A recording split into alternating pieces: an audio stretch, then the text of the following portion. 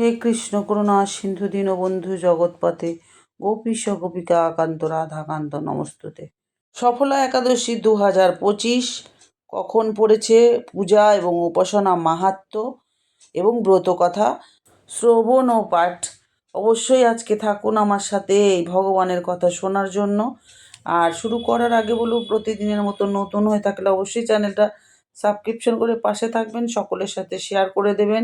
ভগবানের কথা শেয়ার করবেন, শুনবেন, বলবেন, ততই কিন্তু পুণ্যের। আর লাইক ও কমেন্ট করতে কিন্তু একদমই ভুলবেন না। আর অল বাটন অবশ্যই প্রেস করে রাখবেন, তাহলে আমি এই ধরনের ইনফরমেশন মোটিভেশনের ভিডিও দিলে আপনারা তৎক্ষণাৎই পেয়ে যাবেন। হরে কৃষ্ণ, রাধে রাধে। হিন্দু ধর্মে কিন্তু একাদশীর একটা বিশেষ মাহাত্ম্য রয়েছে আমাদের জন্য। একে সকল ব্রতের একটি শ্রেষ্ঠ ব্রত বলে মনে করা হয়। একাদশীর এই সকল ব্রত থেকে মানুষ কেবল কিন্তু পার্থিব সুখ সুবিধাই পায় না, বরং মোক্ষের পথও কিন্তু সুগম হয়।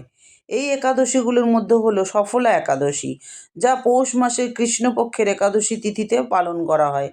যেমন নাম থেকেই বোঝা যায়, এই দিনে ব্রত এবং পূজার মাধ্যমে জীবনে সাফল্য লাভ হয়। পৌরাণিক বিশ্বাস অনুসারে সফলা একাদশীর ব্রতে ভগবান বিষ্ণু বড্ড প্রসন্ন হন এবং ভক্তকে সুখ, শান্তি এবং সমৃদ্ধির আশীর্বাদ প্রদান করেন। এটা শুক্লপক্ষের একাদশী তিথি 14ই ডিসেম্বর সন্ধ্যা 6টা 49 শুরু হবে, আর এটা শেষ হবে 15ই ডিসেম্বর রাত 9টা 19। হিন্দু ধর্মে উদয় তিথি বিবেচনা করে উৎসব উদযাপন করাই ভালো। তাই 2025 সালে সফলা একাদশী কেউ কেউ 15 তারিখ পালন করছে, আবার কেউ কেউ 16 তারিখও পালন করবে, কারণ দ্বাদশী যুক্ত একাদশী অনেকে পালন করে, সেই হিসাবে কেউ কেউ 16 তারিখও করছেন। নাম শুনেই বুঝতে পারছেন, সফলা একাদশীর অর্থ হচ্ছে সাফল্য প্রদানকারী একটা একাদশী। এই দিনটি জীবনের প্রতিটি ক্ষেত্রে সাফল্য অর্জনের প্রতীক। পৌরাণিক গ্রন্থে বর্ণনা করা হয়েছে যে এই ব্রত করলে মানুষ সমস্ত পাপ থেকে মুক্ত হয় এবং তার জীবনে সকল কাজ সফল হয় নির্বিঘ্নে। ভগবান শ্রীকৃষ্ণ অর্জুনকে বলেছিলেন, একাদশম তু যো ভোক্তা কুর্বন্তি নিয়ত শুচি তে ইয়ান্তি পরমং স্থানং বিষ্ণম পরম পূজিতম। অর্থাৎ, যে ভক্ত একাদশীর ব্রত সম্পূর্ণ শ্রদ্ধা এবং নিয়ম করে সে ভগবান বিষ্ণুর পরম ধাম লাভ করে। পূজার মাহাত্ম্য। সফলা একাদশী ভগবান বিষ্ণুর পূজার বিশেষ মাহাত্ম্য রয়েছে। এদিনের পূজা পদ্ধতি সহজ এবং কার্যকর। ব্রত ও উপবাস। সফল একাদশীতে ব্রত পালনে ব্যক্তির পাপ নাশ হয় এবং পুণ্য অর্জন হয়। ব্রত দুটি প্রকারে রাখা হয়েছে, যেমন নির্জলা বা ফলাহার। কেউ নির্জলাও করতে পারে, কেউ ফল খেয়েও করতে পারে। ভগবান বিষ্ণুর আরাধনায় এই দিনে ভগবান বিষ্ণুকে হলুদ ফুল, তুলসী এবং ফল অর্পণ করা উচিত। মন্ত্র জপ এবং ভজন সংকীর্তন, বিষ্ণু সহস্র নাম, ভাগবত পাঠ, গীতা পাঠ, ওম নমো ভগবতে বাসুদেবায় নমো, ওম শ্রীকৃষ্ণায় নমো, এই সব মন্ত্রগুলো কিন্তু এই দিন জপ করতে হয়। আপনারা জানেন 100 বার শ্রীকৃষ্ণের নাম জপ করে অনেকে, শ্রীকৃষ্ণের শতনাম পাঠ করে, সারাদিন ভগবানের নাম গান নিয়ে কাটে। দীপদান। সফলা একাদশী রাতে দীপদান অজ্ঞানতার অন্ধকার দূর করে জ্ঞানের আলো বিস্তার করে। এদিনের দানের মাহাত্ম্য কিন্তু ভীষণই গুরুত্বপূর্ণ। আপনারা জানেন, যে কোনো পুজো আচরা, উপোস বলুন, দান, আর বিশেষ করে একাদশীর দান তো খুবই গুরুত্বপূর্ণ। সফলা একাদশীতে কেবল পূজা পর্যন্ত সীমাবদ্ধ নয়, এদিনে দানেরও মাহাত্ম্য আছে। প্রত্যেকটা দিনই দানের মাহাত্ম্য থাকে আলাদা আলাদা। অন্ন দান করলে খুব ভালো। ক্ষুধার্তকে যদি আপনারা অন্ন দিতে পারেন, ভগবান বিষ্ণু প্রসন্ন হন। অসহায় এবং দরিদ্রদের সাহায্য করলে আপনাদের পুণ্য লাভ হয় এবং ভগবানকেও সন্তুষ্ট করতে পারেন। পদ্মপুরাণ অনুযায়ী এই দানকে কি বলা হয়েছে, দানাম প্রীতি করম লোকে দানাম স্বর্গস্ব সাধনাম। অর্থাৎ দান শুধুমাত্র এই লোককেই আনন্দ দেয় না, বরং স্বর্গের পথ সুগম করে। বস্ত্র দান করলে, দরিদ্র এবং প্রয়োজনীয়দের যদি বস্ত্রদান করা যায় তাহলে জীবনে সুখ ও শান্তি আসে। আর অসহায় বা দীন দুঃখীদের দান করলে পরে সেই দান কিন্তু মানব ধর্মের সর্বশ্রেষ্ঠ কাজ বলে মনে করা হয়। আর পরোপকারে পুণ্য দুঃখীদের দান করলে আত্মাও তৃপ্ত হয় এবং ভগবানেরও কৃপা পাওয়া যায়। সমাজের ভারসাম্য রক্ষা হয় এই দানের মাধ্যমে, কারণ দান করলে পরে অনেকভাবে আমরা উপকৃত হই।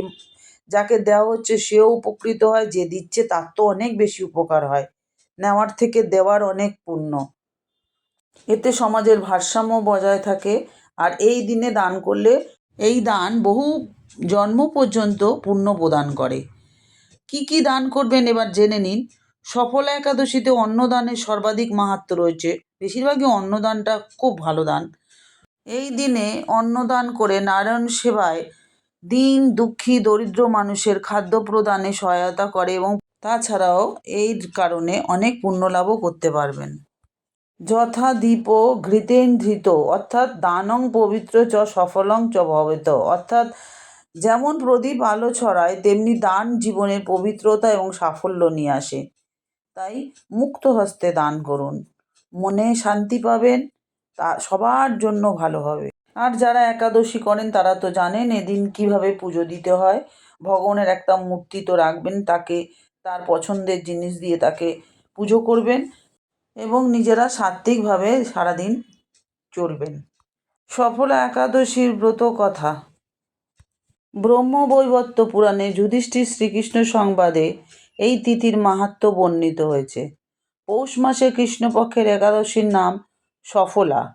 যুধিষ্ঠির বললেন, হে প্রভু, পৌষ মাসে কৃষ্ণপক্ষী একাদশীর নাম, বিধি এবং পূজ্য দেবতা বিষয়ে আমার কৌতূহল নিবারণ করুন।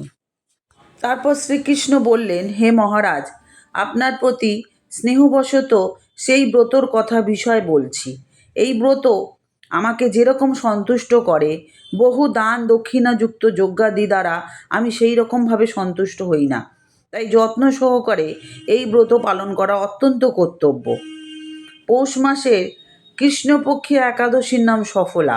নাগেদের মধ্যে যেমন শেষ নাগ, পক্ষীদের মধ্যে যেমন গরুড়, মানুষের মধ্যে যেমন ব্রাহ্মণ, দেবতাদের মধ্যে যেমন নারায়ণ সর্বশ্রেষ্ঠ, তেমনি সকল ব্রতের মধ্যে একাদশীর ব্রত হচ্ছে সর্বশ্রেষ্ঠ। হে মহারাজ, যারা এই ব্রত পালন করেন তারা আমার অত্যন্ত প্রিয় হয়ে থাকেন।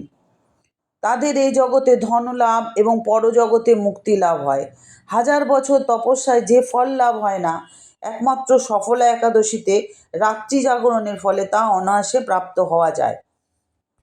একদা মহিষ্মত নামে এক রাজা প্রসিদ্ধ চম্পাবতী নগরে বাস করতেন। রাজার 4 জন পুত্র ছিল, কিন্তু তার জ্যৈষ্ঠ পুত্র লুম্ভক সর্বদা পরস্ত্রীগমন, মদ্যপান প্রভৃতি অসৎ কাজে রত থাকতেন। সে সর্বক্ষণ ব্রাহ্মণ, বৈষ্ণব এবং দেবতাদের নিন্দা করতেন। পুত্রের এই রকম আচরণে ক্ষুব্ধ হয়ে রাজা তাকে রাজ্য থেকে বার করে দিলেন। স্ত্রী, পুত্র, পিতা, মাতা, আত্মীয় স্বজন পরিত্যক্ত হয়ে সে এক গভীর বনে প্রবেশ করল। সেখানে কখনো জীব হত্যা, আবার কখনো চুরি করে তার জীবন ধারণ করত। এইভাবেই কাটতো আর কি তার। কিছুদিন পরে একদিন সে নগরে প্রহরীদের কাছে ধরা পড়ে গেল এসব কাজের জন্য। কিন্তু রাজপুত্র বলে সেই অপরাধ থেকে সে মুক্তি পেল। পুনরায় আবার সে বনে ফিরে গিয়ে জীব হত্যা, ফলমূল আহার করে দিন যাপন করতে লাগলো। কিন্তু যেহেতু শীতের সময়, রাত্রিরে অসহ্য শীতের প্রকোপে সে প্রায় মৃতপ্রায় হয়ে রাত্রি যাপন করতে লাগলো। পরের দিন সূর্যোদয় হলেও সে অচেতন হয়েই পড়ে রইল। দুপুরের দিকে তার চেতনা ফিরল। ক্ষুধা নিবারণের জন্য সে অতি কষ্টে কিছু ফল সংগ্রহ করল। এরপর সেই বৃক্ষতলে এসে পুনরায় বিশ্রাম করতে লাগলো। রাত্রিতে খাদ্যাভাবে সে দুর্বল হয়ে পড়ল। সে প্রাণের রক্ষার জন্য ঈশ্বরের কাছে ফলমূলগুলো নিয়ে বলল, হে ভগবান, আমার কি গতি হবে বলে সে কাঁদতে লাগলো সেই বৃক্ষমূলে। হে লক্ষ্মীপতি নারায়ণ, আপনি প্রসন্ন হন বলে সেই ফল নারায়ণকে নিবেদন করলেন। এইভাবে সে অনাহারে এবং অনিদ্রায় রাত্রি যাপন করল। ভগবান নারায়ণ সেই পাপী শুম্ভকের রাত্রি জাগরণকে একাদশীর জাগরণ এবং ফল অর্পণকে পূজা বলে গ্রহণ করলেন। এইভাবে অজ্ঞাতসারে লুম্ভকের সফলা একাদশীর ব্রত পালন হয়ে গেল। প্রাতঃকালের আকাশে দৈববাণী হলো, হে পুত্র, তুমি সফলা ব্রতের পূর্ণ প্রভাবে রাজ্য প্রাপ্ত হবে। সেই দৈববাণী শোনা মাত্র লুম্ভক দিব্যরূপ প্রাপ্ত হলো।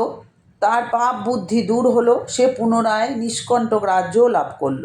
স্ত্রী পুত্র সহ কিছুকাল রাজ্য সুখ ভোগের পর পুত্রের ওপর রাজ্যের ভার দিয়ে সে সন্ন্যাস গ্রহণ করল। অবশেষে মৃত্যুকালে সে অশোক অভয় ভগবানের কাছে ফিরে গেল। হে মহারাজা, এইভাবে সফলা একাদশী যিনি পালন করেন তিনি জাগতিক সুখ ও পরে মুক্তি লাভ করেন। এই ব্রতে যারা শ্রদ্ধাশীল তারা ধন্য, তাদের জন্ম সার্থক, এতে কোনো কিন্তু সন্দেহ নেই। এই ব্রত মাহাত্ম্য পাঠ এবং শ্রবণে মানুষের রাজসূয় যজ্ঞের ফল লাভ হয়। অথ সফলা ব্রত কথা সমাপ্ত। জয় শ্রীকৃষ্ণ। রাধে রাধে। বন্ধুরা, ভিডিওটা সকলের সাথে শেয়ার করে সকলকে ভগবানের কথা শোনার সুযোগ করে দেবেন। আজকে আসি, আবার দেখা হচ্ছে নতুন আরেকটা ভিডিও নিয়ে। হরে কৃষ্ণ, হরে কৃষ্ণ।